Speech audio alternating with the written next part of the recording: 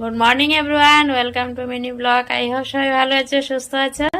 তো দেখো, চা করে নিয়েছি আর বিস্কিট নিয়েছি সাথে। তো চলো গরম গরম চাটা খেয়ে নেবো। আর এই দেখো ভাতের জল বসিয়ে দিয়েছি রোজকারের মতন, আর বাজার থেকে মা সবজি নিয়ে এসেছে। তো একটা লাইক দিয়ে ভিডিও দেখতে থাকো, আর সারাদিন টুকিটাকি যাই পারি শেয়ার করবো, রান্না বান্না খাওয়া দাওয়া যাই হয়। তো চলো দেখতে থাকো, এখন চাটা ফিনিশ করি। বন্ধুরা দেখো, সবজির মধ্যে ফুলকপি, বেগুন ভাজার জন্য, ধনেপাতা, বাঁধাকপি আর পাবদা মাছ। তো ভিডিওটা দেখতে থাকো, তাহলে বুঝে যাবে আজ কি রান্না বান্না হচ্ছে। তাহলে বন্ধুরা, রান্না বান্না বসিয়ে দিয়েছি। সম্বাদ দেবো এবারে লঙ্কা, সরিষা ফোড়ন দিয়ে, টমেটো দিয়ে ভেজে নিচ্ছি। আর এদিকে দেখো বাঁধাকপিটা কেটে ভাতে বসিয়ে দিলাম। আর সিম্পল রান্না বান্না হবে, মসুর ডাল, বাঁধাকপি, পাবদা মাছের ঝোল।